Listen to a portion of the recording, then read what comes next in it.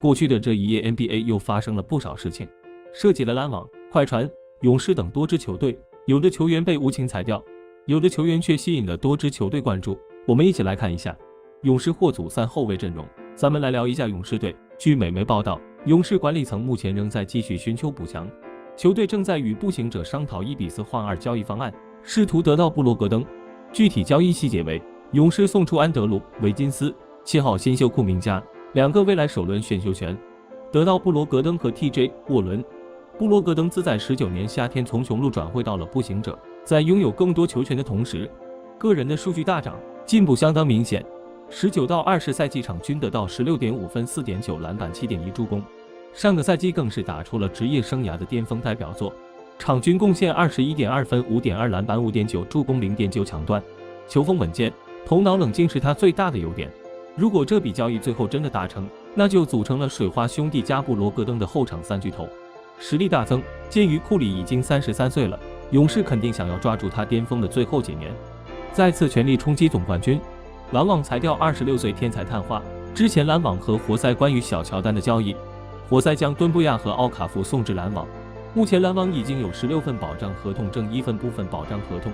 在常规赛开始前，球队需要确定最终15人名单，所以需要裁掉2个球员才行。据名记 Michael Scott 报道，26岁的天才探花奥卡福不太可能留在名单中，将会被篮网第一个裁掉。奥卡福可以说是典型的高开低走型球员，15年被76人选中以后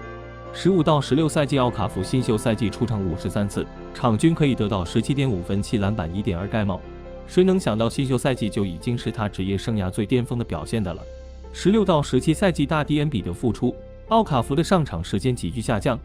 这个赛季的数据也跌到了场均 11.8 分、4.8篮板、1盖帽。17到18赛季更是因伤只打了2场比赛，随后他又在篮网、鹈鹕和活塞打过球。作为一个内线球员，进攻技术非常不错，但防守和护框能力实在太差，所以始终都是角色球员。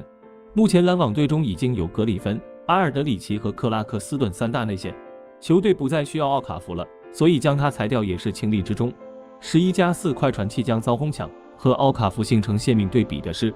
Shams 今日报道，控球后卫费雷尔今天已经度过成精期，成为完全自由球员。费雷尔目前吸引了数支 NBA 球队的兴趣，他目前正在评估。费雷尔在当地时间周日晚上被快船队裁掉。93年出生的费雷尔今年28岁，但他的 NBA 职业生涯在16到17赛季才开始。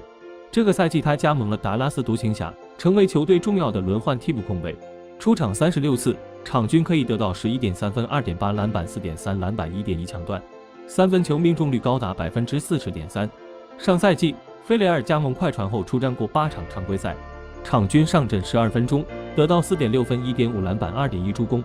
那是高度赞扬27分身射手。那是今天高度赞扬了球队今年的新秀卡梅隆·托马斯。托马斯完全有能力在 NBA 成为优秀射手，现在他需要去球场上证明自己，并每天都要努力训练。卡梅隆·托马斯在本届选秀首轮第27顺位被篮网选中。上赛季他在 NCAA 出战29场，场均出场34分钟，